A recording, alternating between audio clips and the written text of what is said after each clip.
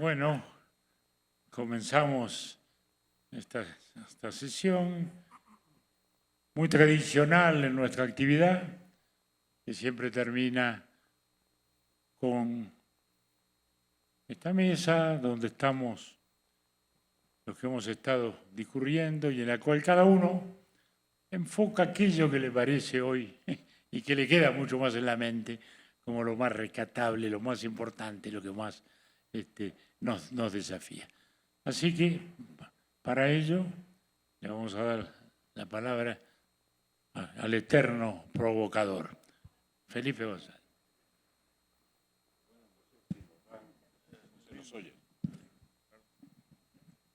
Bueno, estamos en una magnífica acústica, gracias Julio María. Esto del Círculo de Montevideo es una especie de conversación río, pero el río nos lleva a alguna parte, aunque a veces la incertidumbre no sabemos exactamente a dónde nos lleva. Por lo tanto, yo les voy a recordar algunas cosas, un poco a contracorriente, porque coincido en algunos elementos que siempre son permanentes. La educación es la prioridad número 1, la número 2 es la educación y la número 3 vuelve a ser la educación. Y dentro de la educación hay una constante, que es la condición humana. Podemos hablar de revolución tecnológica y todas las revoluciones que han merecido la pena tener ese nombre en el mundo han sido tecnológicas y han alterado la comunicación entre los seres humanos. La realidad, en términos históricos, es que la tecnología cambia para facilitar, lo pretenda o no, la comunicación entre los seres humanos. Entonces estamos en la revolución comunicacional más importante de la historia de los seres humanos. Esto que hacemos aquí, entre un grupo humano reducido, puede seguirse en tiempo real en el otro extremo del mundo. Lo que antes nos costaba meses para comunicarnos, a veces años, hay que ver lo que era la comunicación escrita del emigrante, que escribía a la familia y cuando recibía la respuesta habían pasado no sé cuántos meses. Yo he tenido 1000 experiencias de esas que me han llamado la atención. Por tanto, volvamos a una cosa que a veces se nos olvida. Lo único constante, y hay que cuidarlo, es la condición humana. Y en el factor educación hay que recordar que la palabra de Aristóteles sigue viva y las piedras que acompañaron a su existencia están desaparecidas, se han destruido. Por tanto, si no olvidamos esa guía de formación, de educación, no olvidaremos ni a Aristóteles, ni a Cervantes, ni a Shakespeare, ni en México podría decir muchas cosas. Les cuento una anécdota que nos puede llevar a la categoría. A mí me chocó mucho en los últimos años de gobierno, que fueron muchos, hoy lo han recordado aquí, y que hasta yo estaba harto de mí mismo, imagínense los españoles. Eso de que no hay gobierno que 100 años dure, ¿no? O que más que 100 años dure. Es verdad, eso es. Es verdad, y es verdad, se produce cierto agotamiento de quien gobierna y de quien es gobernado aguantando al que gobierna, más allá de los errores que cometemos muchos. Ayer recordaba que meter la pata es lo más humano del mundo. Parece que meter la mano también es bastante humano. Pero yo a los que meten la mano no hago comentarios, pero a los que meten la pata les recomiendo que la saquen rápido, que no se empeñen en demostrar que es el mundo el que se equivoca y no el que metió la pata. Esto me parece una condición necesaria para la gobernanza. Pero miren, aquí en México de los 1000 recorridos, presenté por primera vez en la cátedra Julio Cortázar, flanqueado por el Gabo García Márquez, al que era mejor pedirle que leyera uno de sus cuentos que hiciera una intervención pública, que se negaba. Y a Carlos Fuentes, que escribía igual que hablaba igual que escribía, con una enorme brillantez. Entonces, Carlos Fuentes me presentó en la cátedra Julio Cortázar. Estoy ligando a América Latina de norte a sur, ¿verdad? Desde el Río Grande a la Patagonia.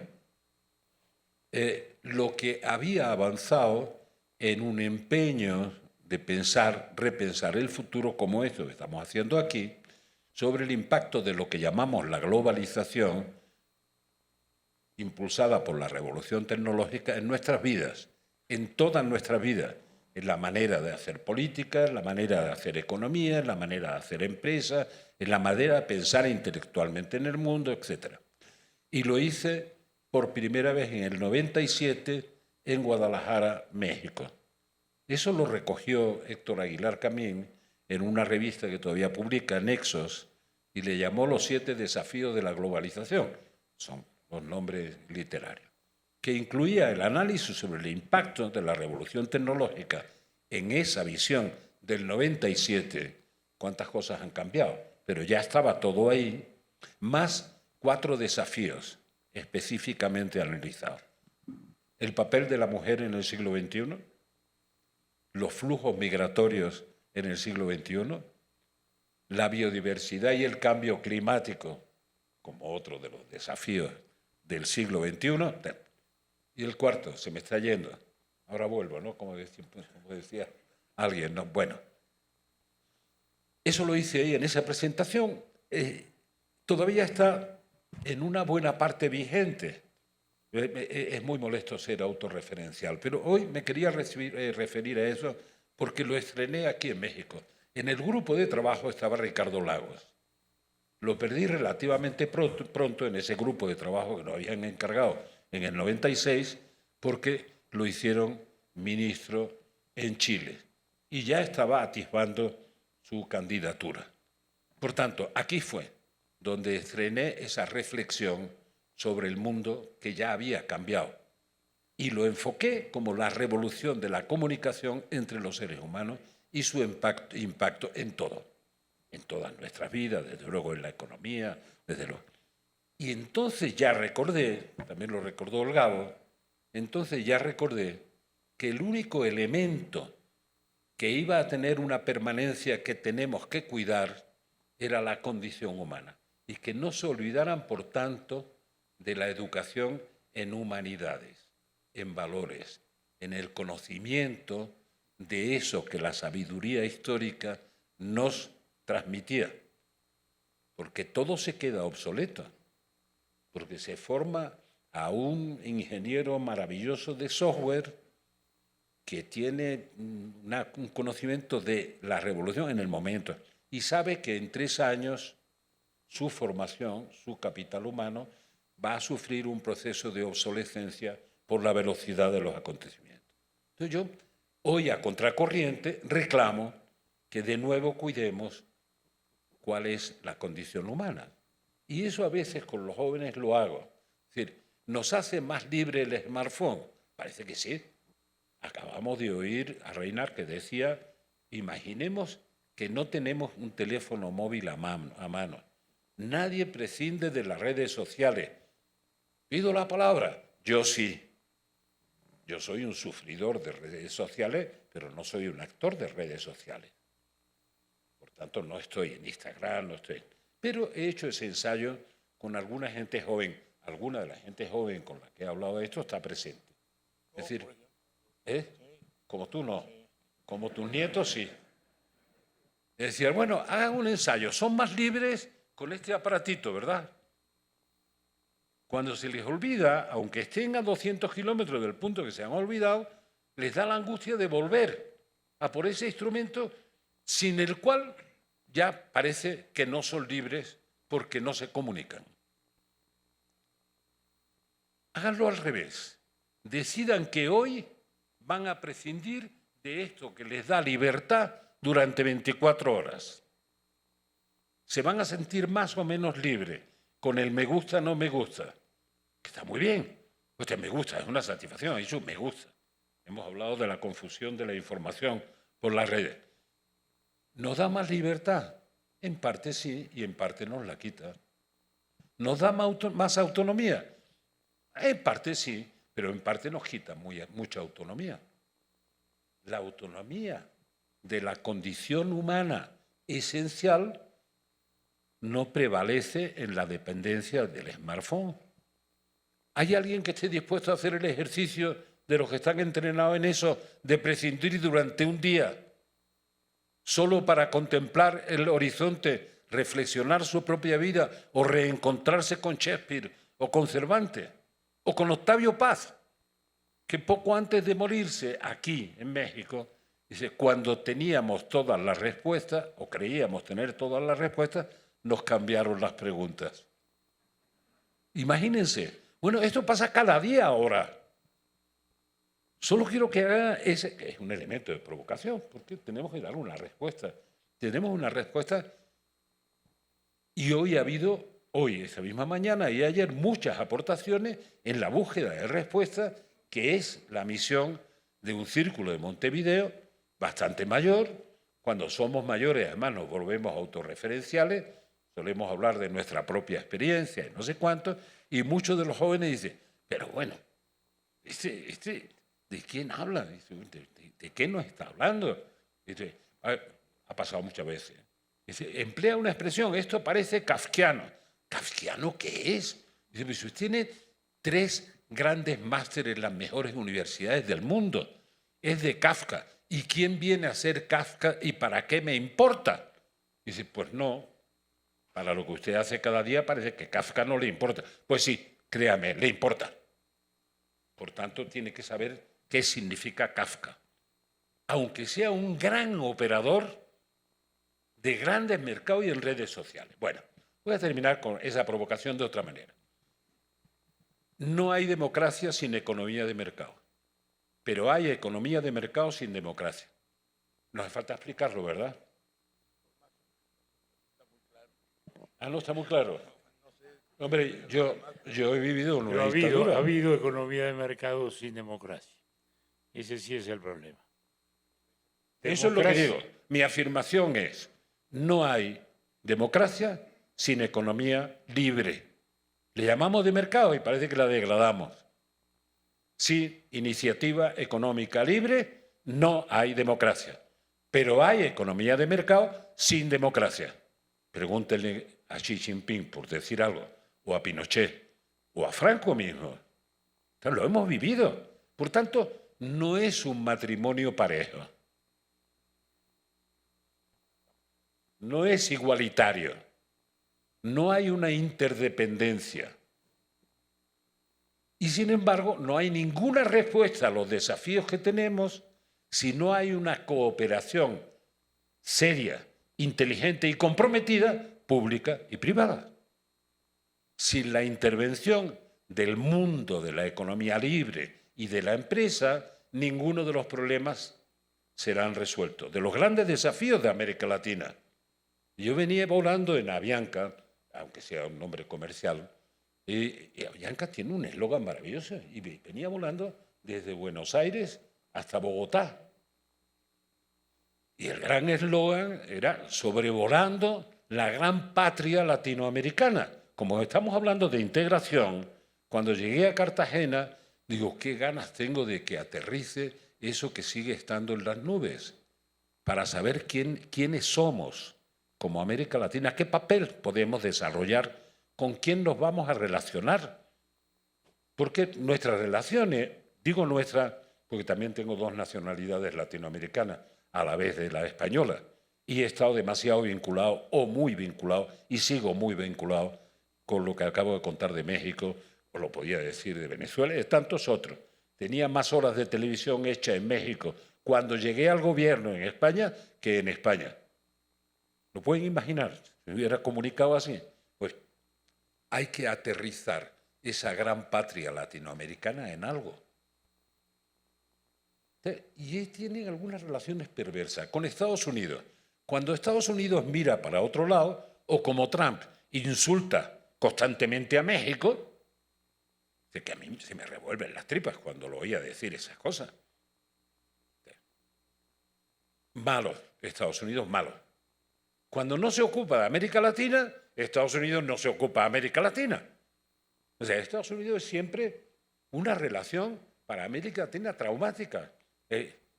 Estorba cuando interviene y estorba cuando se olvida. Entonces, ¿en qué momento dejará de estorbar? cuando nosotros seamos capaces de definir lo que somos. Dice, ¿usted quiere que se vayan los chinos? Que no se metan en esto. Compita, invierta. Sea capaz de ofrecer lo que los otros ofrecen. Pero no ponga condiciones. Con este no se trate. No, trate conmigo que le irá mejor. Es una relación que hay que equilibrar así, desde la libertad. Y no les quiero hablar de la guerra. No hay ninguna justificación para esta guerra. Ni siquiera ninguna explicación, salvo algo que espero que no se olvide. Lo peor que le puede pasar a un político es tener razón y no saber por qué la tiene. Eso es horrible. A ver cómo se explica eso. Uno tiene conciencia de tener razón. Cuando no se tiene razón, uno se inventa un relato, un cuento. Eso ha hecho Putin. Y gana adeptos. Y es un cuento, es un relato falso. Pero siendo un relato falso, es un relato consistente, que pervierte la inteligencia de tantos que cuando dicen, no, la culpa la tienen los que le dan armas a Ucrania.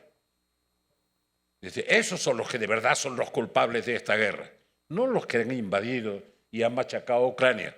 ¿Por qué? Hombre, porque no tienen tampoco derecho a defenderse de la agresión. Ese es el relato. Dice, ¿han derecho a defenderse? Parece que sí, ¿no? Pues no. Los culpables son de que se prolongue esta guerra los que ayudan a que los otros se defiendan, que en parte es verdad, si no, ya no habría guerra, ya habrían arrasado Ucrania y habrían otro gobierno, etc. Bueno, nuestra cabeza con el smartphone no reflexiona en eso. Tienen que analizar la condición humana, comprender la historia, conocer nuestra literatura, porque la palabra durará más que las piedras. Las piedras desaparecerán y la palabra permanecerá. El valor de la palabra es inestimable. Ya desde la Biblia, no usar el nombre de Dios en vano. Por favor, usemos la palabra con compromiso con los ciudadanos, con la gente. Aquí hemos hablado de temas muy, muy interesantes que definen el momento que vivimos. Y es verdad, con Octavio Paz, que cuando tenemos la respuesta nos cambian las preguntas.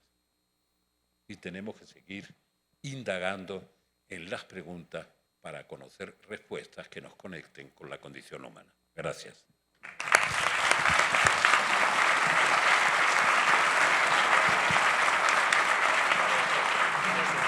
Eso va dedicado a usted. La verdad que el poeta Heine decía, cuando uno nace, tiene las dos ciudadanías.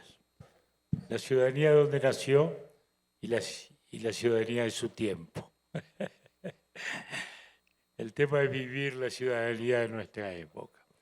Bueno, Ricardo, a ver si nos dices algunas cosas y di lo que quieras, pero a mí me interesaría que me dieras la visión en el tema de la apertura comercial, de todo eso que hoy está en cuestión, que tú construiste desde Chile, en fin, algo sobre eso, aparte de lo que quieras decir.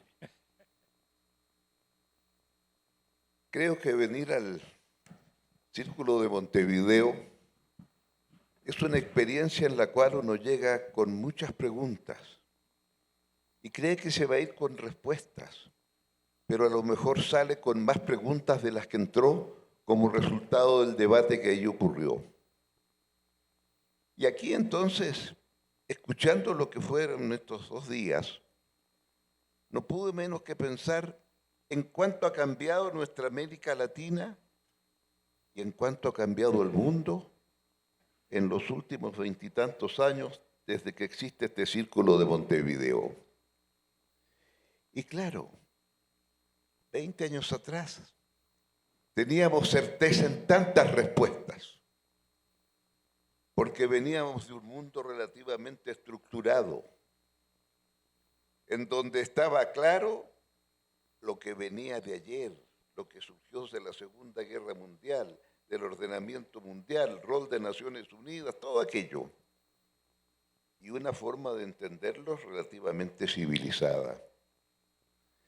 Y lentamente, aquí, cuando nos invitaron, nos pareció óptimo.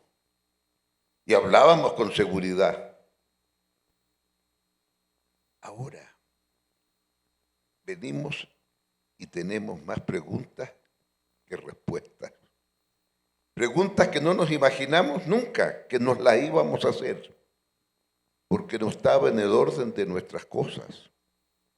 Y entonces, ese círculo de Montevideo de ayer, con respuestas más concretas, viene en un círculo de Montevideo con respuestas más difíciles. Y en donde, claro, cuando se habla, por ejemplo, de las relaciones entre economía y política, digamos entonces que hemos también aprendido que hay un conjunto de normas que son normas elementales y que no tienen que ver ni con izquierdas ni con derechas. Un presupuesto bien equilibrado es lo que hay que tener. Y no porque tiene usted una buena conducta financiera, ¿es entonces un socialista o es entonces un neoliberal? Ni lo uno ni lo otro. Sentido común. Y entonces, que algunos dicen que es el menos común de los sentidos, por cierto, pero en ese sentido común que intentamos encontrar acá, se hace más difícil cuando tenemos un mundo, y aquí también en América Latina, donde la inseguridad social y económica se empieza a entronizar en nuestras ciudades. Y si he de hacer un pensamiento hacia adelante, ¿cómo somos capaces de ordenar la casa ahora que tenemos también un desorden en el orden de nuestra casa? Porque esa es una realidad. Tenemos el desorden de aquella escalada grande de migrantes que ahora no son los migrantes a que estábamos acostumbrados de norte a sur. Ahora son también los de sur a norte y de este a oeste. Y estos migrantes entonces nos plantean unos otros tipos de desafíos. ¿Y en qué medida estos migrantes también tienen vinculación con la inseguridad en nuestras ciudades? Con un narcotráfico que entra sin que nos demos cuenta. ¿Y qué respuesta le damos? Entonces veo que tenemos tareas mayores que ayer no las imaginamos. Nunca imaginé vivir en un país en donde el narcotráfico había entrado y entró. Entonces, a los temas de ayer agrego los temas de hoy. Pero frente a estos temas, en donde no los puede abordar un país solitario, porque el narcotráfico va entrando por las redes. Y entonces creo que bien haríamos una próxima visita a este club de Montevideo, tratando de pensar qué respuestas tenemos ante estas nuevas preguntas que no estaban ayer en nuestra imaginación. Sí, sabíamos que había narcotráfico. Sí, sabíamos que el consumo mayor está en el hemisferio norte y la producción de estos elementos está en el hemisferio sur. Sí, eso lo sabíamos. Pero lo que no sabíamos es que esto llegaba a entronizarse en nuestro país. Y aquí entonces yo digo, ¿qué tarea tenemos? ¿Cómo lo abordamos? Y cuando lo hacemos, ¿cómo nos miramos a los ojos? Porque entonces quiere decir que tenemos un otro tipo de tareas. La migración del sur al norte. Ahora cambió. La seguridad, o mejor, la inseguridad permea en nuestros países, lentamente. Pero cuando ahora vemos que los grandes capos de la mafia han establecido sucursales en nuestros países. Y aquí entonces tenemos desafíos más distintos, más complejos, más difíciles. Y frente a eso entonces tratemos de ordenarnos, y para ordenarnos tenemos acá un maestro de ceremonias que llama al orden y pone nombres y apellidos a cada uno de las tareas que tenemos que hacer. Ahora le diría entonces al maestro de ceremonias que vamos a entrar a un terreno un poquito más peligroso, pero que es indispensable para vivir en seguridad y tranquilidad todos. Solo así la democracia funciona. Y para esa democracia funcione, tenemos que tener un compromiso sólido. ¿Qué ha cambiado el mundo? Cambió el mundo. De la industrial a la digital. Las nuevas instituciones nos esperan. Pero junto con eso, queremos tener la casa en orden, y el orden comienza por abordar, 1, la migración distinta de ayer y hoy. 2, la seguridad real en el sentido de la palabra, que tenemos que ser capaces también de resolver. Menudas tareas. Nos vemos el año próximo a ver cuántas respuestas tenemos para estas preguntas tan difíciles. Muchas gracias.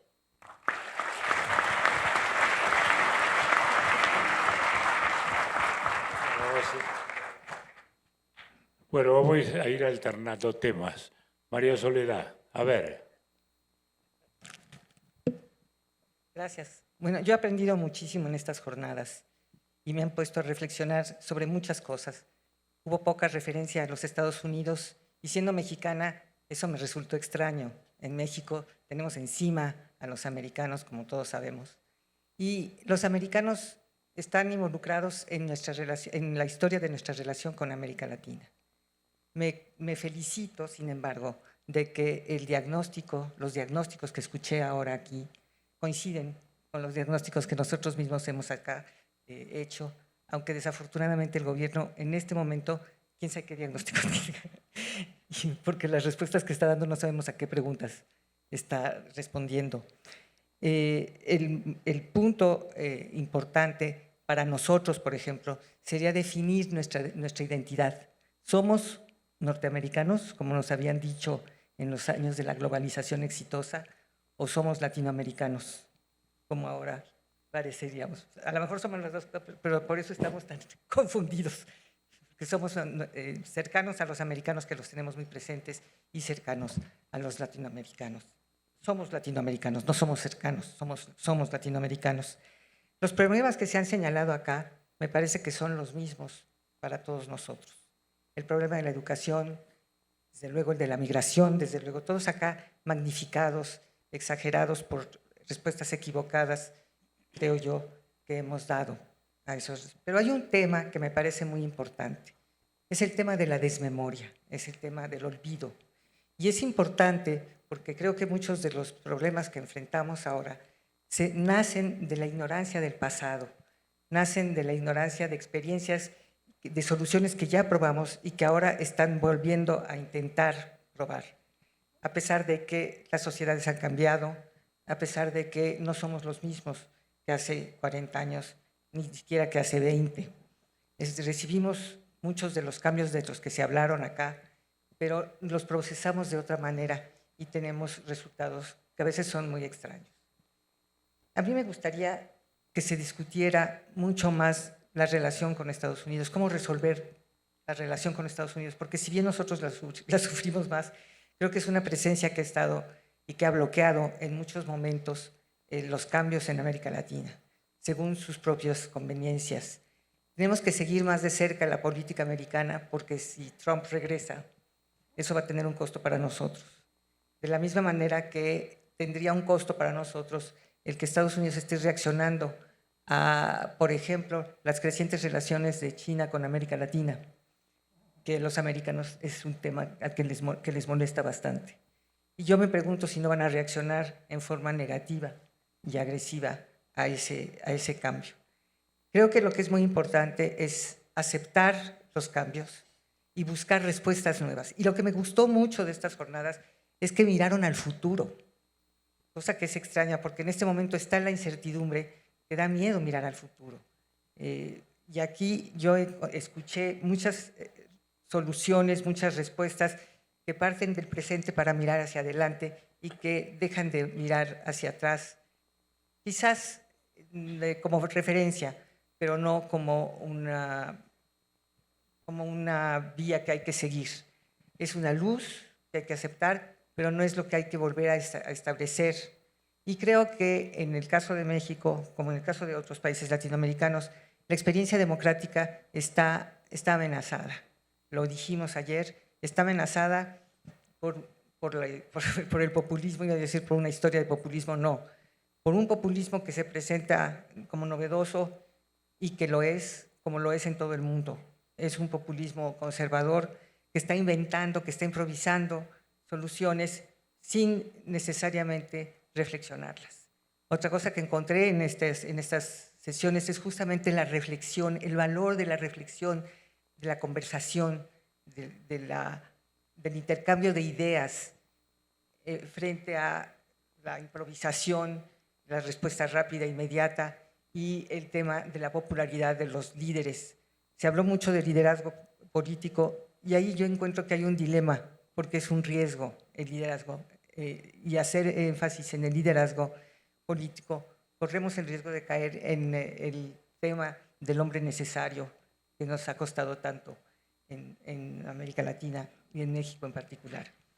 Yo quisiera agradecer nuevamente la invitación que se me hizo porque mucho lo que he aprendido y porque estoy segura que de aquí muchos de los presentes vamos a salir enriquecidos, no solamente enriquecidos, sino tratando de pensar a partir de lo que ustedes presentaron en ese futuro y a partir de lo que ustedes presentaron la factibilidad de muchas de las respuestas cuyo esbozo escuchamos aquí. Muchas gracias.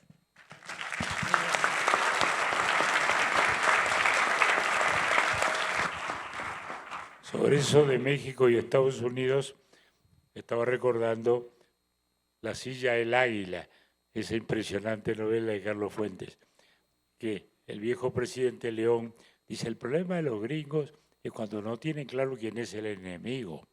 Fuimos nosotros mucho tiempo, hasta que apareció el bienvenido Fidel Castro, que no sé, que les cambió el enemigo. Bueno, yo creo que ahora el tema ha cambiado. Ahora es China, lo cual que sea mejor para nosotros. Bueno, nos pasamos un poco al tema de la visión desde alguien que desde el Caribe mira el mundo. Leonel. Bueno, quisiera primero felicitar al presidente Sanguinetti por este festival de ideas que ha representado este nuevo encuentro del Círculo de Montevideo. Y yo quisiera muy brevemente compartir con ustedes cómo yo conocí al presidente Sanguinetti. Y fue en el año de 1997, en la cumbre iberoamericana que se celebró en Villa del Mar, en Chile. Bueno, en esa ocasión recuerdo una intervención de Fidel Castro, justamente. Fidel Castro aún estaba lúcido e hizo una magnífica intervención que todo el mundo quedó admirado con lo que había dicho. 3 turnos después le tocó al presidente Sanguinetti hacer uso de la palabra. Y toda su intervención fue refutar lo que dijo Fidel Castro sin mencionarlo, sin aludirlo ni a él ni a sus argumentos. Y cuando nos pusimos para salir del salón, nos paramos para salir del salón, Fidel Castro se le acercó y le dijo, todo cuanto dijiste fue en mi contra, pero lo dijiste tan brillantemente que te felicito. Bueno, desde entonces descubrí al presidente Sanguinetti, a quien le he seguido y admirado porque cada vez que habla aprendo. Es la única persona que conozco que habla en poesía permanente, y sus metáforas pues siempre nos llegan profundamente. Bueno, un poco reflexionando sobre lo que hemos vivido en estos días, me viene a la memoria el libro de Francis Fukuyama, Al término de la Guerra Fría, El fin de la historia. Un libro que fue impugnado por intelectuales, por comentaristas, desde el inicio, por el título, El fin de la historia. ¿Cómo es que alguien se atreve a decir que la historia ha terminado? La historia es un permanente continuum que está vinculado a la condición humana.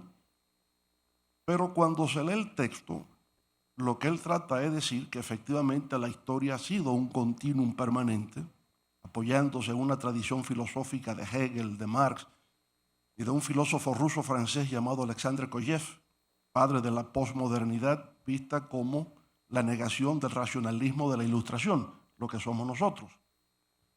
Bueno, y en ese filosofar, en esa manera de entender el mundo posguerra fría, llega a decir que se ha llegado al fin de la historia porque en definitiva la democracia y la economía de mercado es el fin de la historia. Bueno, se estaba festejando el triunfo del capitalismo sobre el comunismo y colocado en esa perspectiva era lo que él quería decir. Pero es evidente que desaparecido el comunismo con la disolución de la Unión Soviética, el capitalismo ha pasado por distintas fases.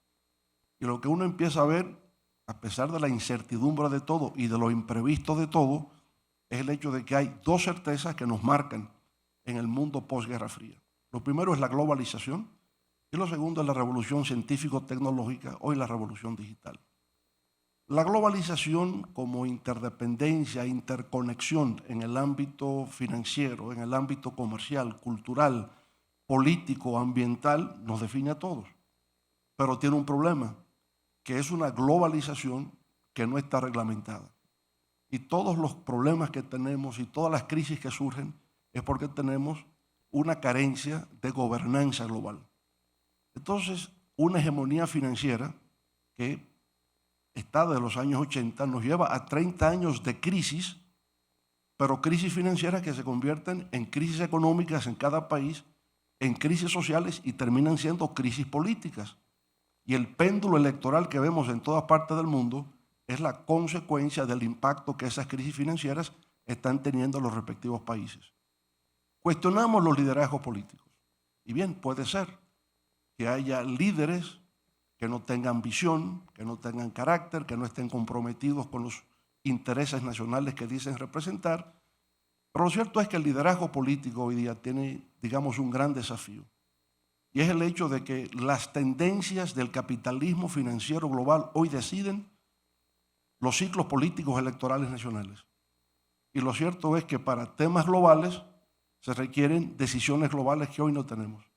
Frente a problemas globales, hoy tenemos decisiones nacionales, pero son decisiones nacionales que desbordan al liderazgo político y que los pueblos le cobran a los líderes políticos del momento y los castigan en las urnas. Era algo que creo que Carlos decía ayer, en el sentido de que hoy el voto es castigo al que está, más que una propia elección. Y castigo al que está porque el que está no puede resolver problemas globales que afectan al país. La ausencia de una gobernanza global llegará permanentemente a esta crisis que no podemos resolver. Y ese péndulo electoral siempre es el voto contra el que está, es un voto castigo contra el que está. El mundo hoy día es desalojar al que está en el gobierno sin importar el signo ideológico que represente. Bueno, entonces me parece que mirando hacia el futuro, quizás una de las respuestas que podemos ir viendo a las preguntas del mundo actual es cómo se crea una gobernanza global para todos los aspectos globales que afectan a nuestras naciones.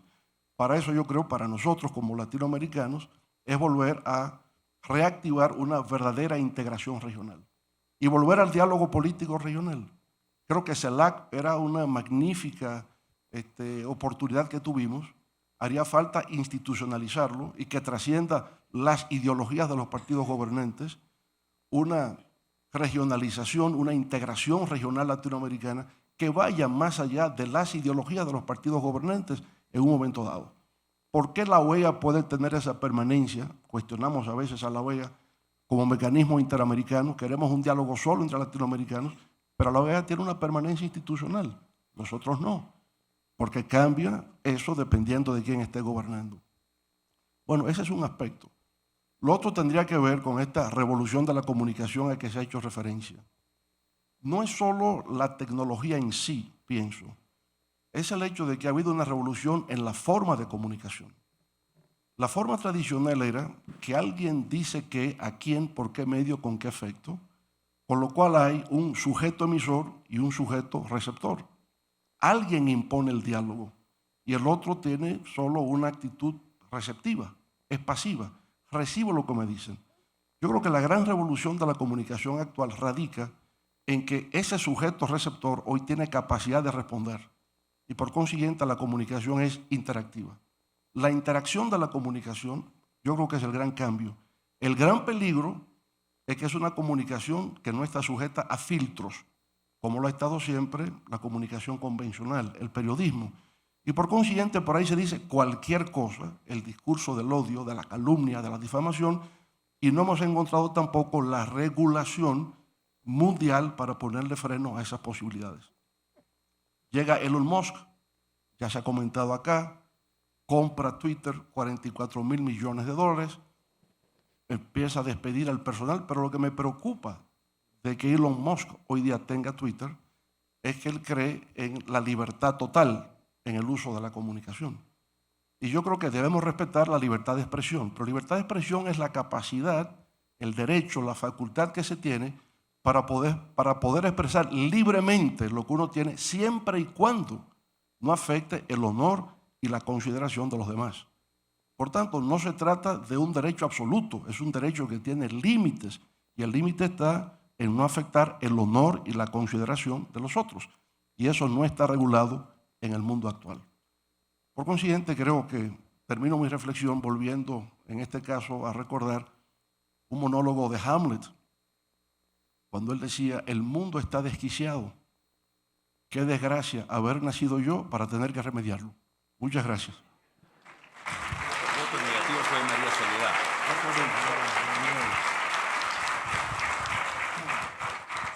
Martín Santiago. Bueno, muchas gracias, presidente. Y me gustaría comenzar diciéndoles que yo llevo más de 20 años de vinculación con el Círculo de Montevideo. Y como se imaginarán, simplemente mirar las personalidades que nos están acompañando son personas que han construido, que siguen construyendo la historia de nuestras naciones y el pensamiento que nos mueve. Y gracias, presidente González, por volver al tema de la centralidad del humano. Precisamente mueven ese pensamiento crítico que nos hace ser humanos. De manera que, imagínense cuando a uno, en una situación como esta, le dan la palabra. Y durante todos estos años que he tenido la gran fortuna y el privilegio de estar aquí, he pensado que tal vez, mucho más que los aportes, que son tremendamente humildes y que seguramente no tienen la significación que puede tener las cosas que hemos escuchado tan maravillosas, que es un canto a la sabiduría, uno se da cuenta de que en eso de lo humano, presidente, tal vez desde mi perspectiva lo más importante es ejercer la virtud, que ha mencionado también la virtud de escuchar. La virtud de escuchar me parece que es algo sensacional, y sobre todo en ese proceso de escucha activa, tratar de ver cómo se me construye más desde la que quiere decir verdaderamente ese humanismo que nos convierte en seres que vivimos en una comunidad política y en una comunidad en conjunto y en común. De modo que yo voy a tratar, y con mucho pudor y con mucha humildad, presidente Sanguinetti, y usted siempre que tiene tanto respeto en darme estos espacios, tal vez dos consideraciones. Una que ayer la esbocé y es una conexión que ha hecho el presidente Lagos y yo vuelvo ahora, y es ese vínculo fino entre el ayer y el hoy. Y no voy a entrar en los finales de la historia, pues, no, voy a tratar de pensar, y yo decía ayer que la mejor regla para el hoy es tratar de entender lo que ha sucedido, y me voy a referir muy brevemente, con 3 pinceladas, a una época que fue la época de entreguerras, no porque tenga analogías y coincidencias con lo que estamos viviendo ahora, sino porque me parece que dejó algunas advertencias y algunas señales, que es importante recogerlas ahora cuando esa época terminó en una guerra. Es decir, que la sinrazón produjo monstruos y el monstruo era la guerra. Y la forma en la que yo me voy a referir a esto que sucedió, y para que vean que estamos en el hoy, pero voy a relatar el pasado, es en un libro que además recomiendo y que seguramente la mayoría de todas y todos nosotros hemos leído, que es el libro de Stefan Zweig, que es el mundo de ayer, se llama así. Y yo no voy a entrar en el relato porque es un canto a uno mismo, porque luego él se suicidó en el año 1942 con su esposa, pero no voy a entrar en ese tema de tratar de decir qué nos decía, porque dice cosas tan ricas y tan profundas, como lo que dicen aquí todos los miembros del Círculo, que es tremendamente complejo. Pero yo rescato 3 mensajes que Zweig nos dejó y que sirven para el hoy. Y que nos hacen preguntas, que no sé si son preguntas que tienen respuestas y efectivamente tenemos que seguir cuestionándonos. La primera de ellas es, él nos dijo, estamos en un cambio de época. Y un cambio de época que era un derrumbe, fíjese, presidente Lagos, esa maravilla de libro que ha escrito, que tiene usted, que es un derrumbe civilizatorio. ¿Y por qué era un derrumbe civilizatorio? Porque él nos dijo que el concepto de seguridad de esa Europa que él soñó, el espíritu de una Europa unida espiritual, se terminó en el periodo de entreguerras. Y lo más importante de todo, que en su Viena, que era casi como ese espíritu borgiano del Aleph, que estaba condensado el saber, la civilización, la diversidad, todo, fue destruida.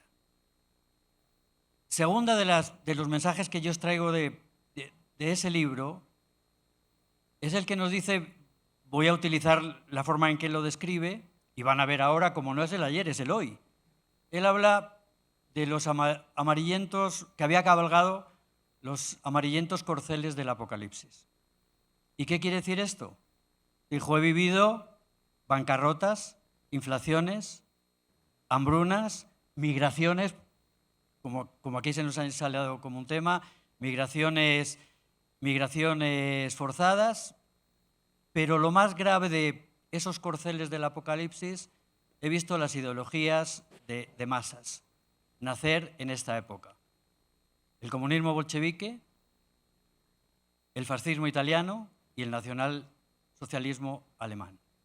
Y termina, desde mi perspectiva de lo que yo sintetizo de este libro, termina Zweig diciéndonos, efectivamente, llegamos a la guerra donde efectivamente es el ejemplo de que se derrumba la civilización y que hay una hecatombe de nuestros valores. Y fíjense todas las cosas maravillosas que se han venido diciendo en esta reunión de día y medio, que parece increíble que en día y medio se puedan decir tantas cosas tan bonitas y tan profundas.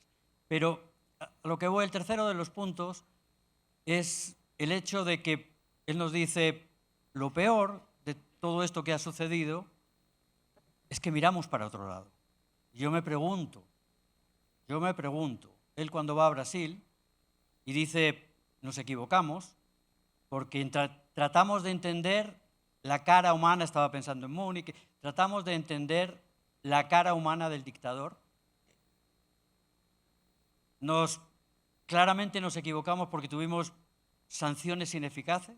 Fíjense, estaba hablando de las sanciones de 1918, del final de 1919, del final de la Primera Guerra Mundial, pero lo lleva hacia el comienzo de la Segunda.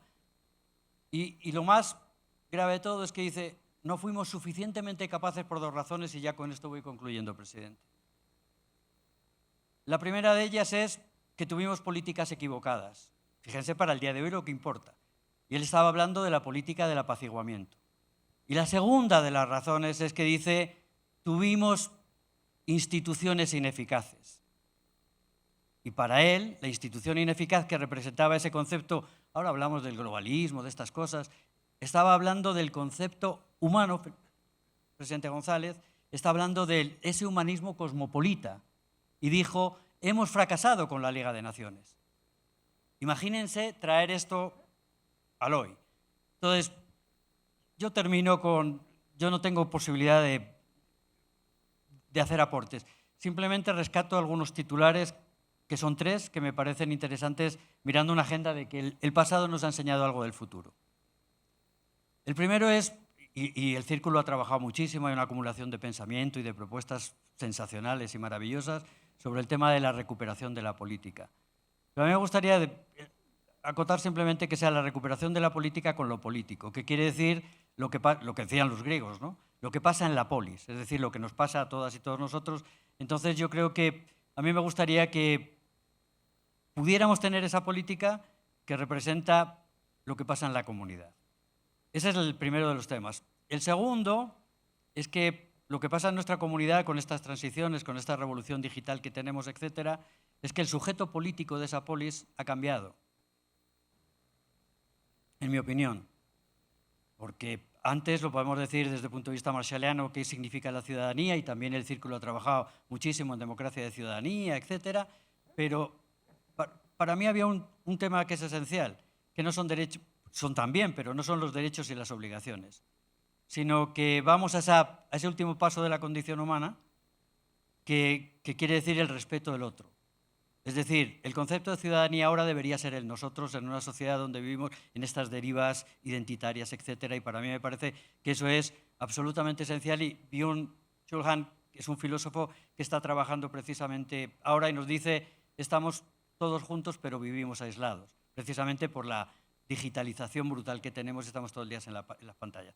Y la tercera de las ideas, y es la que finalizo, efectivamente, tenemos que tener un sentido de la ética, pero para mí el sentido de la ética, los valores que deberíamos tener es hasta dónde llegan los límites en pensarnos en el nosotros, ¿no? Los límites de la libertad, ahora que tenemos sociedades tuteladas y vigiladas, los límites de la naturaleza, los límites de nuestro propio cuerpo. La pandemia nos demostró que tenemos cuerpos, somos vulnerables, éramos frágiles. De manera que tenemos que repensarnos desde el punto de vista de esa esencia que queremos construir. Y gracias de nuevo, desde el punto de vista de un humanismo renovado para el siglo XXI. Muchas gracias.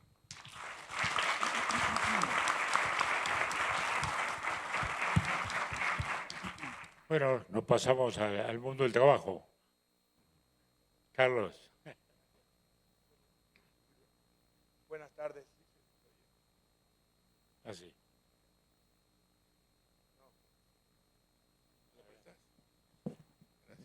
Buenas tardes. No hay duda, creo que ya estamos todos conscientes en el mundo de que hay un cambio civilizatorio. Entonces, a mí me parece que de una manera simple, para poder entender bien las cosas, podríamos decir que necesitamos, o que es importante saber en dónde estamos y a dónde vamos. ¿En dónde estamos? Bueno, y que tratando de dar una imagen de largo plazo, desde el origen del hombre durante muchos años vivió en cierta forma muy primitiva, en pequeños grupos, nómada, se preocupaba simplemente por comer, reproducirse, etcétera, etcétera, 2 millones de años. Y viene de repente, como llama Toffler, la primera ola. La primera ola es que se acaba la glaciación hace 12.000 o 10.000 años, empieza a haber ríos en lugar de hielos, y empieza a haber flora y empieza a haber fauna. Y el ser humano, que estaba nómada, moviéndose de un lado a otro, va llegando a lo que podríamos llamar placeres, paraísos terrestres. El Valle de México es un paraíso, el otro es en Mesopotamia, el otro es en el Nilo, muchos, y ahí van llegando y se iban volviendo sedentarios. Entonces comienza la sociedad agrícola, que es la primera, le llama Alvin Toffler la primera ola, es la primera gran cambio civilizatorio de estar nómadas en la sobrevivencia, en el alimentarse, encontrar alimento, pues, etcétera, etcétera, hacerse sedentarios, tener ya facilidad de alimentos, facilidades de agua, de recursos, y empieza la civilización, esa civilización agrícola con personajes tan destacados durante 10.000 años. Los personajes más destacados, creo yo, en la historia son los de la sociedad agrícola, a pesar de sus paradigmas tan negativos y tan negativos, y que iban en muchos sentidos contra el ser humano. En la iglesia, pues es Jesucristo, es Mahoma, es Abraham, es Moisés, como nunca ha habido.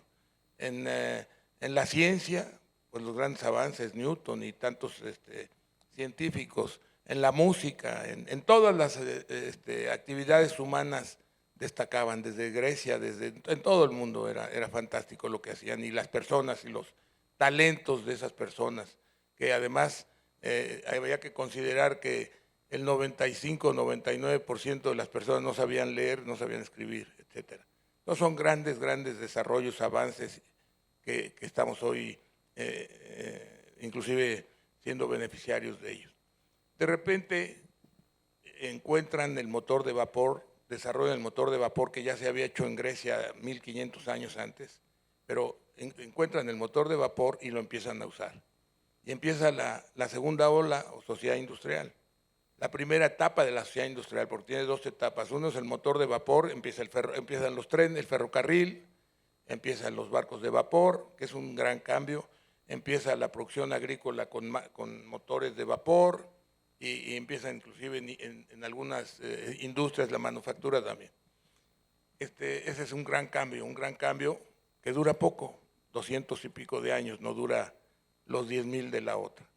Y de repente, en 1947, a través de un descubrimiento en Estados Unidos de los Bell Labs, se inicia la transformación de esa tercera transformación. Esta tercera transformación es un cambio civilizatorio radical, empezó en 47, nadie supo, con el invento del transistor. Cambió los bulbos, etcétera. Ya vino la miniaturización y toda la parte de la revolución electrónica que viene después de eso el chip y luego los circuitos integrados. Total que es una gran transformación producto de ese descubrimiento y lo que vino después. Entonces estamos viviendo esa tercera ola, como la llama Toffler, esa gran transformación, esto que estamos viviendo. Conocemos sus paradigmas, eso facilita entender la civilización, entender la nueva civilización. Si vemos cuáles son los paradigmas de ella, que son opuestos 180 grados que la agrícola, pues sabemos qué es, qué está haciendo, por dónde está, para dónde va, etc. Podemos ver mucho más de lo que estamos viendo si no entendemos esos paradigmas. ¿Qué está faltando en esta transformación, esta gran transformación, este gran cambio civilizatorio? Que los gobiernos no han sabido conducirlo. No se ha conducido. El único que lo está conduciendo, en mi opinión, muy atinadamente, es China. China ha seguido las enseñanzas de Toffler. Toffler iba a China, lo consideran una persona muy grata a China, y han seguido mucho de lo que ha planteado Toffler. Es interesante que esta civilización nueva, aunque empezó con el transistor en 47, se manifiesta hasta los 70. Lo enseña Toffler hace más de 50 años en su libro El shock del futuro, luego viene la tercera ola. Entonces ahí está escrito mucho de lo que está pasando. Se pueden ver muchas cosas de lo que está pasando. ¿Cuáles son las semejanzas que hace Toffler, por ejemplo, que son muy importantes? ¿Qué pasa cuando hay el cambio de la sociedad agrícola a la sociedad industrial? ¿Y qué cosas van a pasar? Que eso no se preveían, pero las estamos viviendo, de pasar de la sociedad industrial a la sociedad tecnológica, de la sociedad primaria a la de manufactura llamada secundaria o a la de servicios llamada terciaria, que es la que estamos viendo. Estamos viendo una sociedad en que la mayoría de la población, con mucho, probablemente 60, 70%, salvo algunos países, grandes países que tienen todavía sociedad agrícola, inicios de industrial o ya industrial, pero no han accedido todavía a esta nueva. Y se están manifestando las tres sociedades en los países. No quiere decir que la sociedad agrícola ya desapareció o que la industrial ya desapareció, sino que algunos van más avanzados estando en la terciaria. Todavía hay países en la sociedad agrícola. India todavía tiene la mayoría con mucho de su población. China tiene 600 millones todavía en la sociedad primaria, aunque tiene ya muchos en la secundaria y ya está en la terciaria.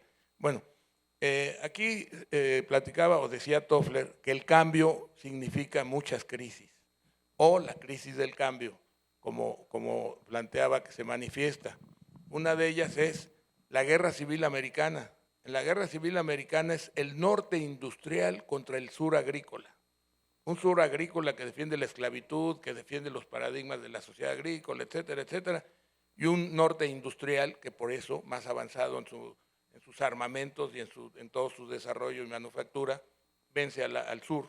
Entonces, esa es una de las que señala, pero señala las revoluciones, la revolución rusa inclusive tiene que ver, la mexicana, pero sobre todo las guerras mundiales, son productos de ese cambio civilizatorio. O sea, está hablando de cosas muy serias, ¿no? Las guerras mundiales que han sido muy importantes. Se habla de que, bueno, eso ya a lo mejor no me meto, pero hablaba Churchill que era igual que la guerra de los 30 años, ¿no? Del 14 al 44, que lo que fue la guerra de los 30 años es aquí, que empieza la primera guerra evitando una depresión y acaba en 44 con una depresión extendida. Pero en fin, entonces lo que estamos viviendo es una nueva civilización que tiene cambios y que la gente se resiste a los cambios.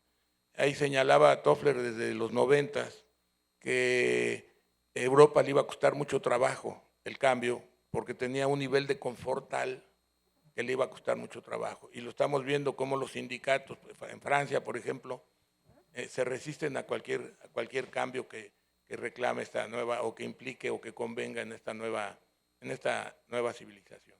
Yo estuve muy confuso en los 80s. En los 80s no veía para dónde íbamos, no dónde estábamos y a dónde íbamos.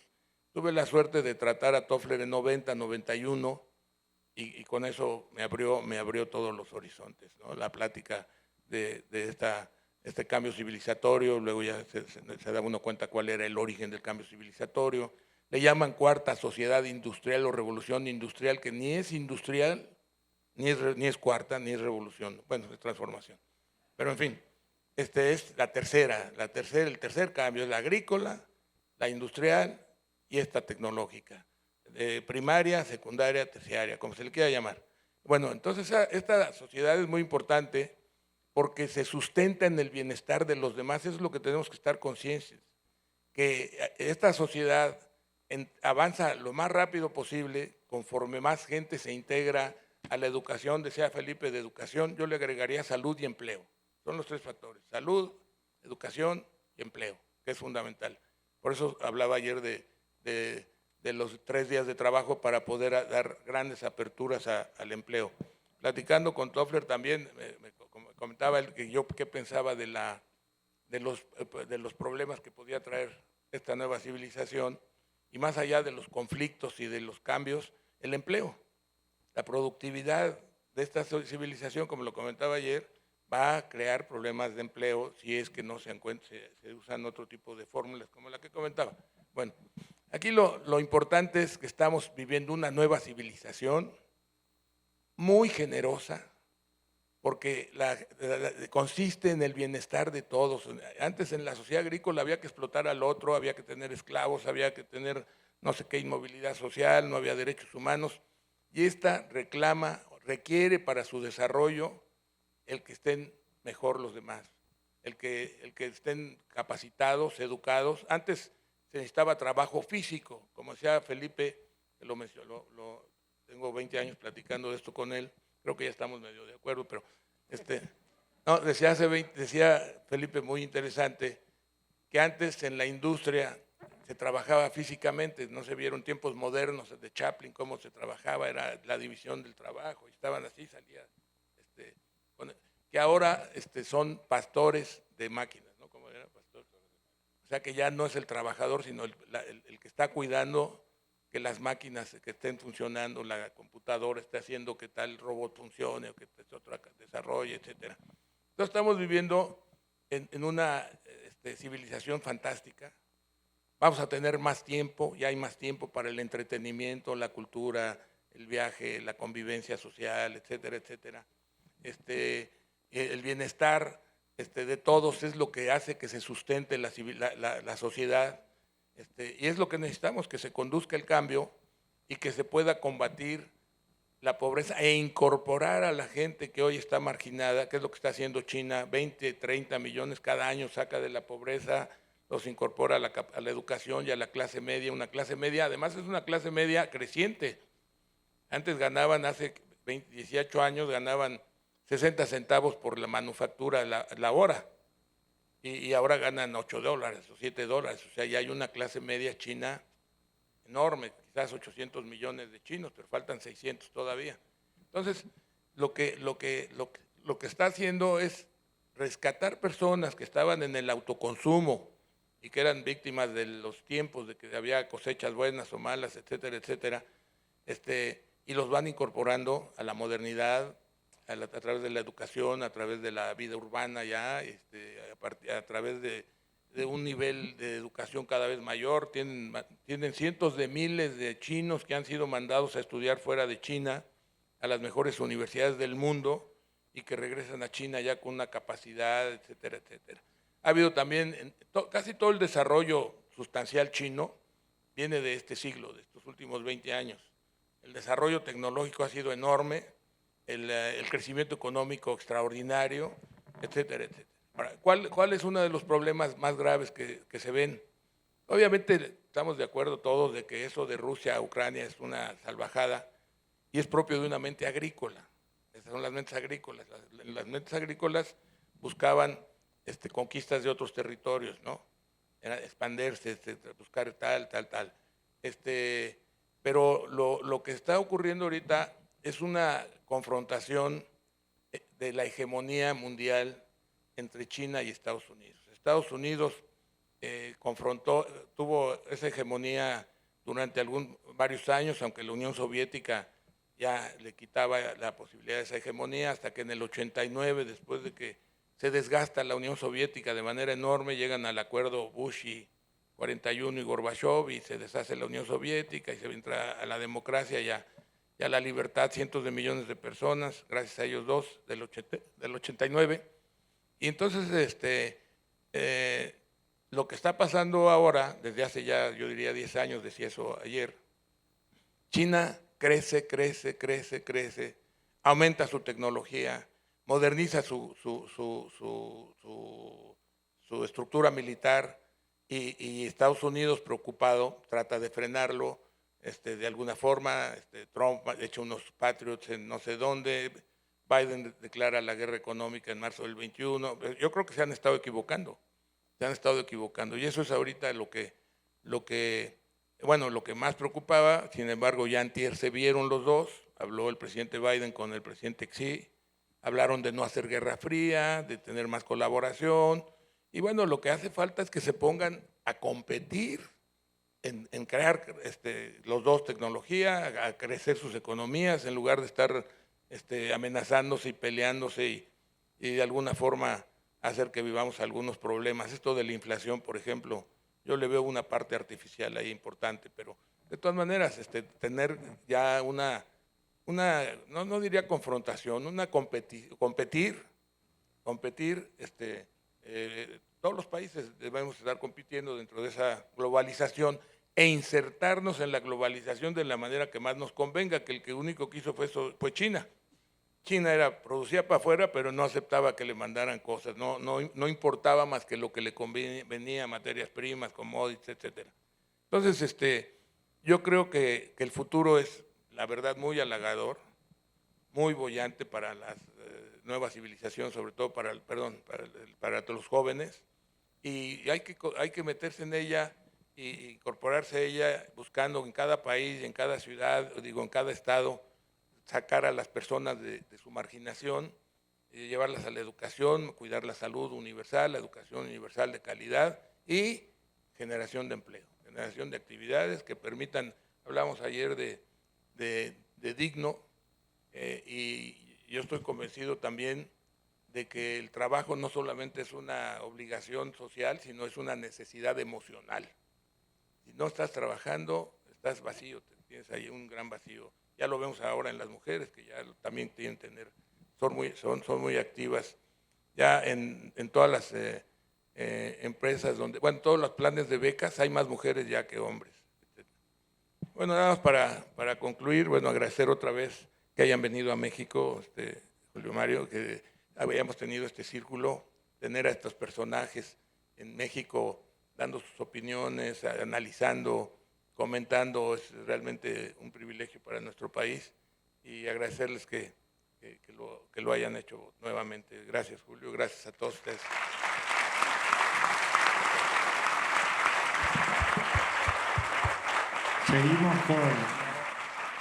Seguimos con el mundo del trabajo. Enrique Manar, ¿qué tienes para comentar de tu experiencia? Aló. Bueno, acá se ahondaron tantos temas profundos que me voy a limitar a resumir un poquito la cosa. en este mundo complejo que estamos viviendo, saliendo de una pandemia donde hubieron millones de personas y es un tema que todavía no se ha terminado ni se ha superado lamentablemente. En una guerra de Ucrania insostenible que nadie entiende, acá se habló y nadie se explica cómo se dio, donde murieron miles de personas, no apareció un orden mundial y tal vez por falta de liderazgo, acá se podrá evaluar mejor. Con un problema energético que se avecina en Europa por haberse jugado a un solo proveedor, tampoco es muy sostenible, se les advirtió varias veces el riesgo que están viviendo y no supieron manejarse a pesar de la cultura y la antigüedad que tienen. Un problema ecológico y climático por emisiones de gas que vamos a tener que trabajar muchísimo para atender ese problema. Los avatares políticos, económicos y financieros, que bueno, son tremendos también y más en este momento que la bolsa baja y sube, gente queda en la calle y otros harán fortuna. No sé. Y bueno, creo que todos estos temas y vale la pena evaluarlos y le va a dar sostén al Círculo Montevideo para seguir creciendo y abordando temas. Muchas gracias.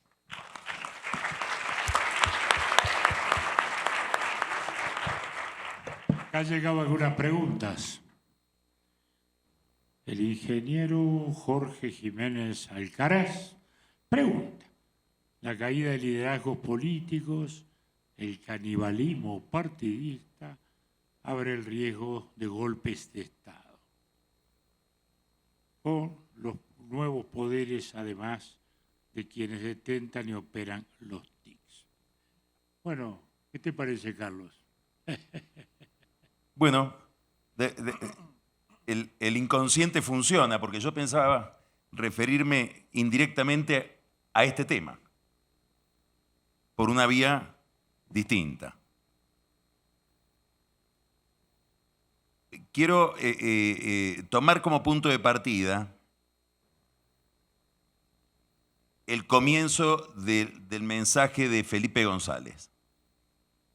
Él dijo: la primera prioridad es la educación, la segunda prioridad es la educación y la tercera prioridad es la educación.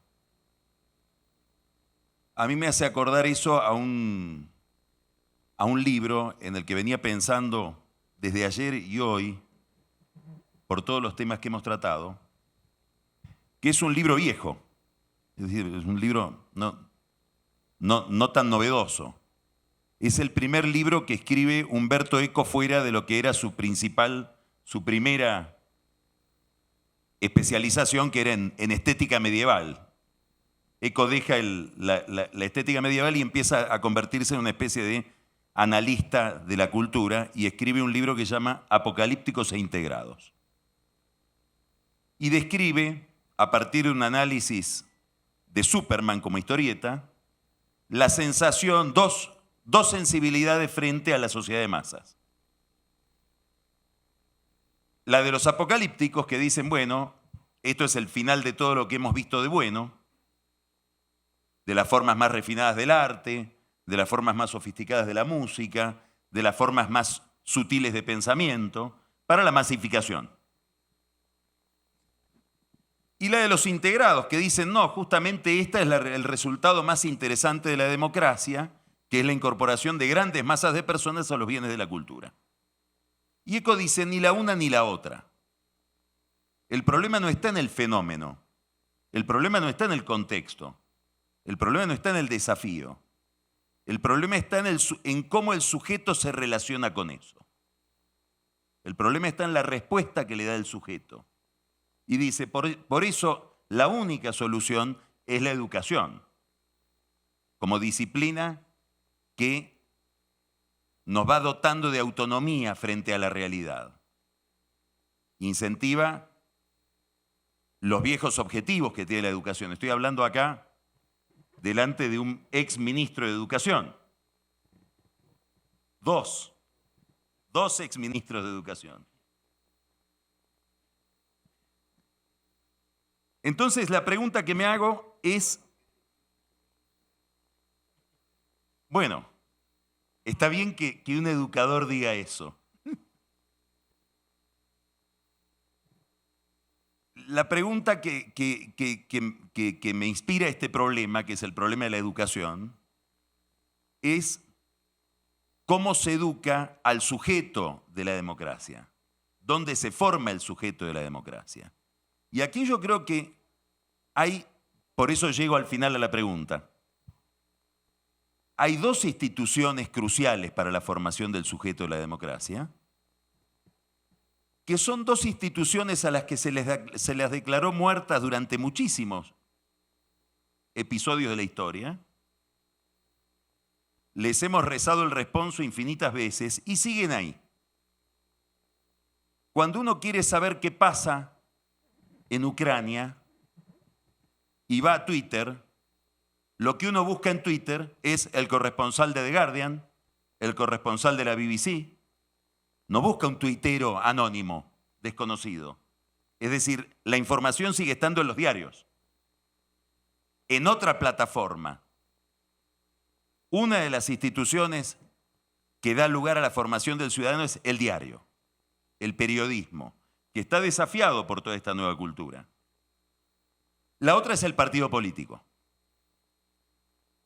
que también sobrevive y que sigue siendo una institución estratégica para la organización de la política, indispensable. Es imposible que haya elecciones sin partidos políticos. Yo estoy ahora seguro de que como Macri en la Argentina, estoy hablando de fenómenos de personalización de la política, Bolsonaro ahora va a tener el problema de crear un partido político. Entre otras cosas porque aparecen otros liderazgos en su propio espacio. El gobernador de San Pablo, el gobernador de Minas Gerais, etc. Entonces creo que uno de los desafíos más importantes que tenemos para dar respuesta a todos estos problemas que nos hemos estado planteando es cómo modernizamos el periodismo, cómo modernizamos el diario como institución, cómo lo conectamos con esta nueva agenda sin renunciar a sus viejos mandatos, a sus viejos objetivos, y cómo recreamos la vitalidad de los partidos, cómo hacemos que el partido sea una máquina porosa de la novedad, pero que a su vez sea una máquina didáctica, que esa es la función última que tuvieron en su creación. Así que la respuesta a la pregunta sobre la partidocracia, hablaba ahí del canibalismo de los partidos, etcétera, es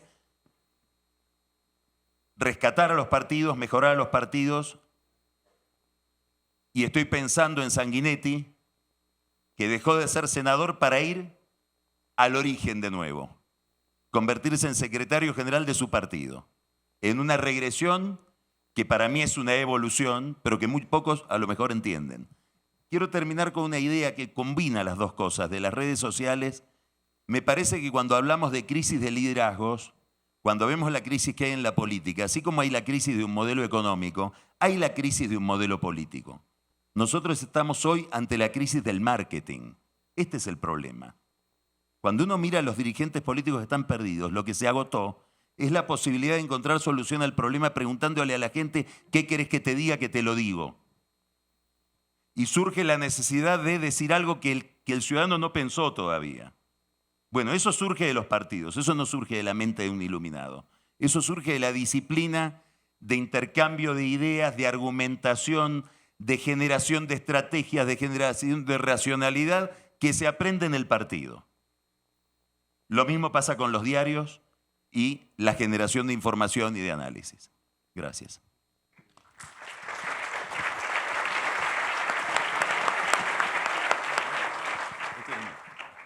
Bueno, en temática cercana, Sergio. En temática cercana, bueno, antes que nada decir que de verdad que fue súper agradable en lo profesional y en lo personal la oportunidad que me dieron. Déjame agregar algunas cosas sobre lo que ha dicho Carlos. con el cual estoy 80% de acuerdo. Creo que hay un desafío de recreación del espacio público que va más allá del periodismo y de los partidos, ¿no? Es como, no es la vieja temática de cómo movilizar la sociedad civil para influir en los procesos decisorios al nivel del Estado. Yo no soy mucho de filosofía y creo que Habermas está un poco muy lejos del suelo muy duro de la política, pero creo que hay ahí un grano de verdad en lo que, como desafío, como utopía, de recrear un espacio de racionalidad compartida democrática en una esfera pública recreada y que fue colonizada por los Twitter, por las medias sociales, que no nos engañemos, no es una ágora griega de individuos que están ahí debatiendo ideas sin intereses. No, son poderes fáticos organizados que buscan colonizar el espacio público digital. Y creo que ahí hay todo un tema que va mucho más allá de los partidos. Llega la escuela, llega la educación. ¿Qué tipo de competencias hay que desarrollar desde niños, ¿no? Los escandinavos tienen experiencias interesantes, Noruega y Finlandia, ¿no? Como para la enseñanza, no solo de dos cosas, cómo discernir fake news de los hechos y cómo desarrollar un racionamiento crítico, ¿no?, adaptado al mundo de las ilusiones digitales. Es todo un desafío. Creo que los intelectuales públicos tenemos ahí un papel muy importante y es un tremendo desafío. Tú vives esto y creo que por lo menos en relación a mí, está mucho más avanzado en esto porque tú dominas el lenguaje de los medios sociales. Sabe explicar las cosas de una manera interesante, accesible y muchas veces entretenida, ¿no?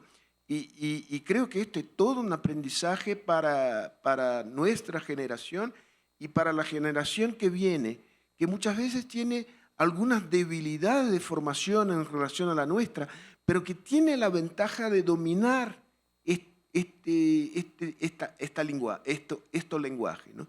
Y creo que ahí hay un tema de intercambio generacional, de abertura mutua entre nosotros y ellos, ¿no?, para que podamos transmitir algo de nuestra formación más sólida, humanística, lo que sea, pero que aprendamos también cómo comunicar. Y tenemos que nos jugar en esto y no quedarnos afuera, nos quejando que los tipos son estúpidos y que... Entonces, es todo para hacerla corta mi intervención, creo que es uno de los desafíos que me parece que es un tema central de la agenda de investigación y de la agenda política, ¿no? Pero que es más compleja de lo que tú has planteado al inicio como con el brillo de siempre. Pero yo ahora estoy de acuerdo 100%. Pero con el 80 de Carlos y el 20 tuyo, estamos de acuerdo. Listo. Cerramos el negocio. Está claro lo que hay que hacer. Bueno, Enrique Iglesias.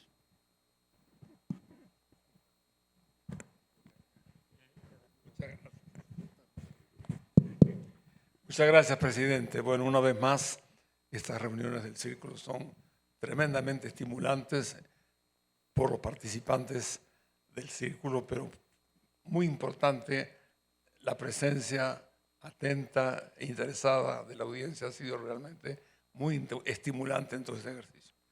Yo no voy a ser muy largo, pues han dicho todo lo que realmente vale la pena decir y oír.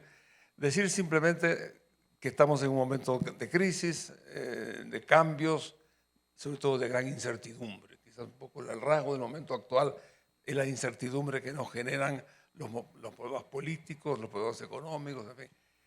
Pero yo trataría de decirle a la gente joven de que no se olviden que estos últimos 75 años, que empiezan en el año 45, cuando termina la guerra, y terminan cuando empieza la pandemia en el marzo del 2020, fueron uno de los 75 años más brillantes de la historia de la humanidad.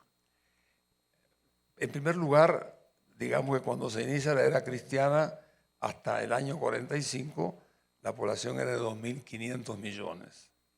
Esta semana se festejaron el ciudadano 8.000 millones. Es decir, que en los últimos 75 años, la población aumentó en 5.500. En los primeros 2.000 no está mal, ¿no? Es un tema importante. Eso por una parte.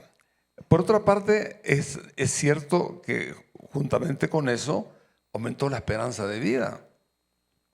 En los años del inicio del cristianismo, la gente vivía 25 años, 30.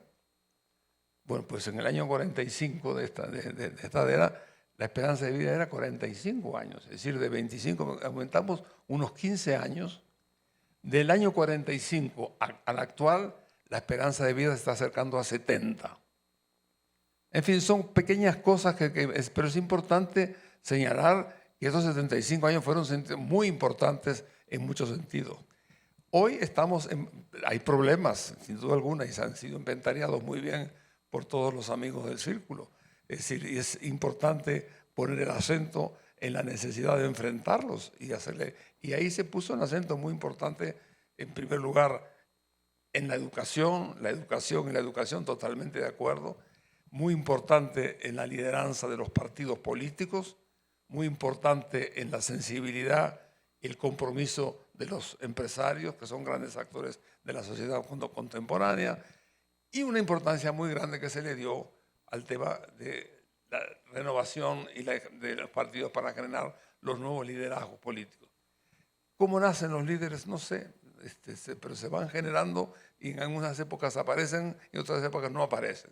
Yo creo que los partidos deben ser el semillero de donde parte la creación de los líderes políticos que necesita la humanidad. En eso creo que se ha dicho mucho.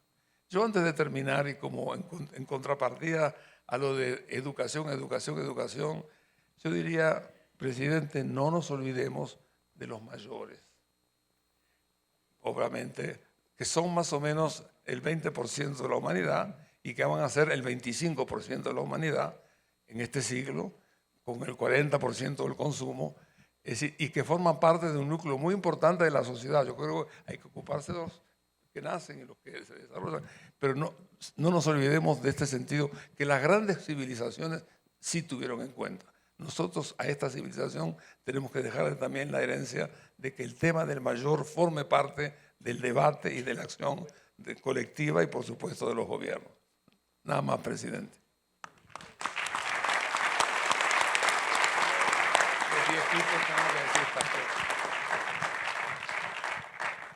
Acá hay una pregunta de Ricardo Cuellar, que habla de que parece ser que las complejidades técnicas no son el mayor reto para resolver nuestros principales problemas, sino alinear voluntades.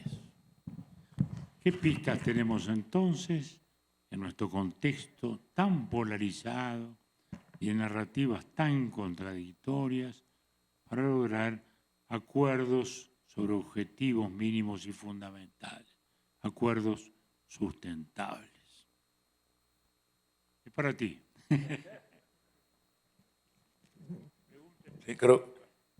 Sí, me lo temía que era para mí, ¿no? Pero no lo habrá sugerido Carlos Pañé. Bueno, vamos a ver. Yo creo que la competencia política no solo no va a desaparecer, sino que es necesaria. Hay que competir para ofrecer alternativas. Por tanto, para todo. Se está refiriendo ahora a la política. Por tanto, yo no quiero que eso se elimine. La idea de que una sociedad de consenso es una sociedad que no contrasta opciones políticas, bueno, se acerca a la estupidez. El consenso es el de los cementerios o el de las autocracias o totalitarismos. Hay un consenso. ¿Quién sabe lo que piensa de verdad el ruso de lo que está haciendo Vladimiro? lo sabe nadie, salvo Vladimir. Por tanto, yo no estoy hablando de eso. Estoy hablando, incluso cuando, yo no hablo nunca del centro. Hay que buscar el centro, que es un punto en el espacio. Muchas veces repito, hay que buscar el espacio de la centralidad en el que fuerzas políticas con unas ideas o con otras sean capaces de dilucidar algo que si se dice vulgarmente se entiende muy bien. ¿Cuáles son las cosas de comer en mi país? Como diría un buen padre de familia, definamos las 4 cosas de comer con las que un buen padre de familia no debe jugar. Y una vez que definamos eso, compitamos en lo que sea. Y aparecen en todas las conversaciones cuáles son. Después, en los extremos del espectro, los populismos no son ni de izquierda ni de derecha. Me da igual la bandera que saque. En los extremos va a haber siempre elementos disolventes que no contribuyen a construir un espacio público compartido con un proyecto de país. Contribuyen a romperlo. No hay un reproche en esto, simplemente una descripción. Por tanto, lo que propongo es que decidamos, está bien, eso es lo que ha perdido la sociedad americana, que en otras cosas no lo pierde. Cuando Kissinger hablaba de los intereses americanos, decía, primero los intereses de Estados Unidos, segundo los intereses de Estados Unidos, tercero los intereses de Estados Unidos, y ahora hablamos de los suyos. Es una definición buena. Pero quiero decir, yo lo que hablo es de ponerse de acuerdo en los elementos fundamentales, país a país, diría región a región, de cuáles son los objetivos en los que no debemos estar confrontados, aunque las ideas para alcanzarlos sigan compitiendo, para crear un espacio de centralidad. Termino con una broma. Yo me debería dedicar a tener un despacho que de verdad lo que preste es un servicio, ya que soy abogado y hay tantos y servimos para todo, que analice el riesgo político. Porque hasta hace 20 o 30 años, un empresario avezado, y algunos tenemos cerca, pues, además de optimista como que es visceralmente optimista, analizaba... Sí, vale. Analizaba fundamentales de la economía. Tengo que tomar una decisión de inversión. ¿Cuáles son los fundamentales de la economía? Después decía, bueno, es que hacia dónde apunta el mercado de valores, que parece que anticipa el futuro, y no sé qué. Ahora el principal factor de incertidumbre se llama riesgo político. ¿Qué van a hacer los políticos? Un cambio político que es normal en cualquier sistema político democrático, que implica, desde el punto de vista de la previsibilidad, de la seguridad jurídica, ¿qué va a ser de mí si me comprometo a largo plazo con este país? Por tanto, imagínense, estamos en una situación bien peculiar. El análisis del riesgo político es el primer factor de incertidumbre para promover el desarrollo, las inversiones. Por favor, le pido a los políticos, que parece que se han dedicado a lo mismo que yo toda la vida, que disminuyan la incertidumbre del riesgo político. Para eso quiero que se pongan de acuerdo, no para otra cosa. No voy a sustituir la ideología de uno y de otro y no sé qué. Yo he construido Europa durante un tiempo.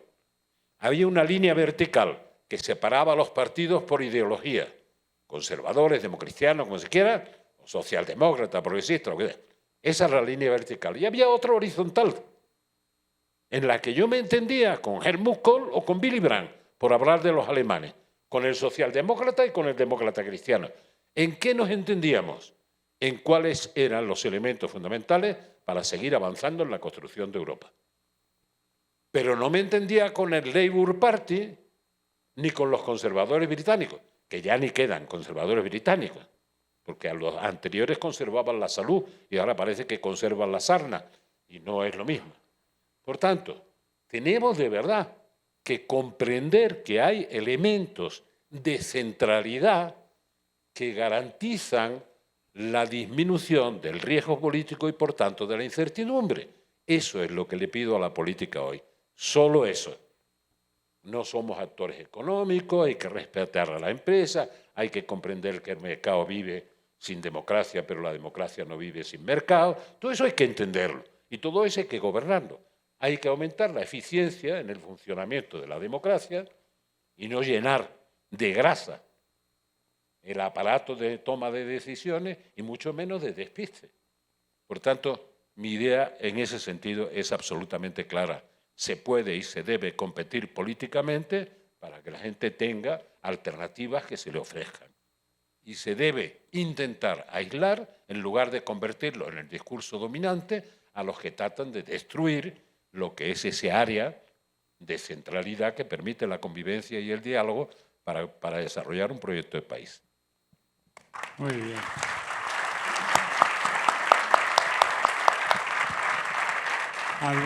Adversarios, pero no enemigos. Están dentro de los partidos, ¿no? Eso ya lo dijo Denauer, ¿no? Seguro. Adversarios políticos, no, decían, adversarios políticos, enemigos políticos y compañeros de partido. Dice, cuerpo a tierra que vienen los nuestros. Resumo lo tuyo con Octavio Felipe. La inteligencia al fin encarna. Se reconcilian las dos partes enemigos y la conciencia espejo se licúa. Vuelve a ser fuentes, manantial de fábulas. Hombre, árbol de imágenes, palabras que son flores, que son frutos, que son actos.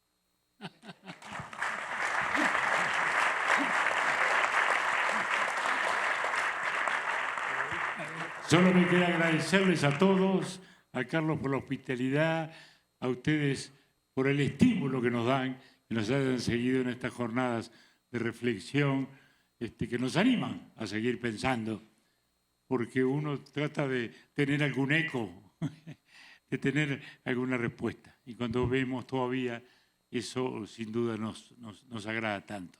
De modo que agradecer a los amigos, agradecer a la organización y agradecerle a todos ustedes.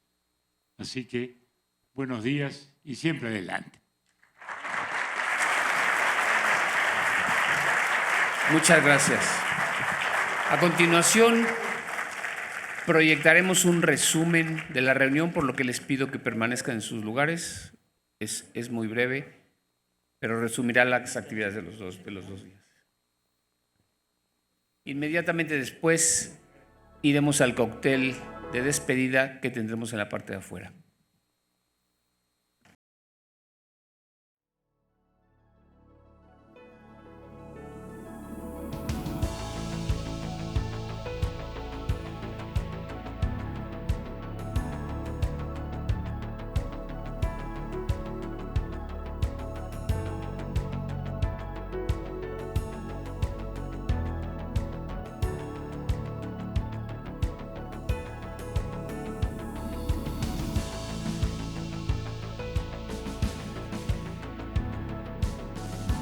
Desde hace ya unos 40 años habíamos empezado a hablar de globalización.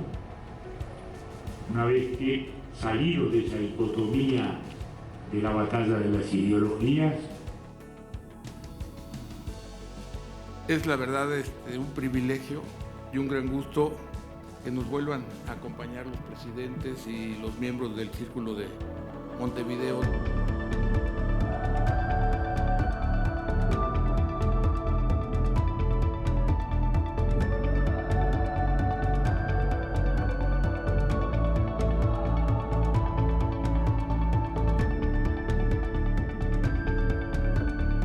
Todos los gestores de la pandemia han sufrido. Y ahí entonces trato de mirar un poquito a nuestra América Latina, y en donde digamos entonces que en los últimos años hemos tenido un crecimiento bastante aceptable. Porque comparto los valores, los principios, las ideas que tiene el que gobierna. Y es en la necesidad de que pensemos que el requisito para la legitimidad tiene que ser el diálogo. Los electores no necesariamente están reaccionando pensando en el largo plazo, sino que los votantes casi siempre actúan en función de sus consideraciones de corto plazo. La premisa es que el riesgo sigue ahí, ¿no? Y que tendremos como 4 años, para decirlo de una manera simplona, para superar este riesgo. Es una crisis muy larga que se inscribe dentro de un problema civilizatorio que para mí está en el corazón del problema del liderazgo.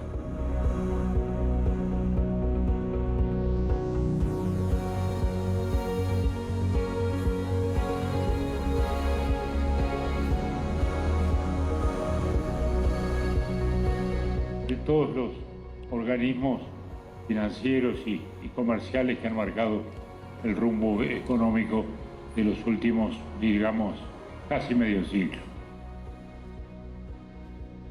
Lo que significa ese Estado como poder de generar riqueza, generar oportunidades de empleo, generar vinculación al exterior. Es decir, en eso yo creo que la región ha llegado a un cierto punto pacífico.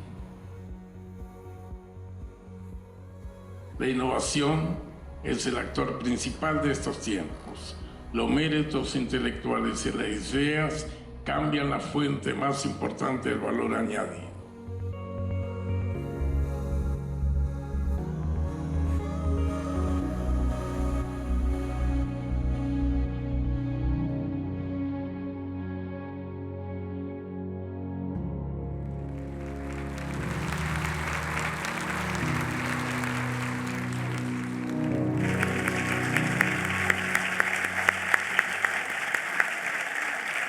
Muchas gracias por acompañarnos estos 2 días. Muchas gracias a los señores presidentes y miembros del Círculo de Montevideo. Y ahora los invitamos a pasar al cóctel en el vestíbulo del museo.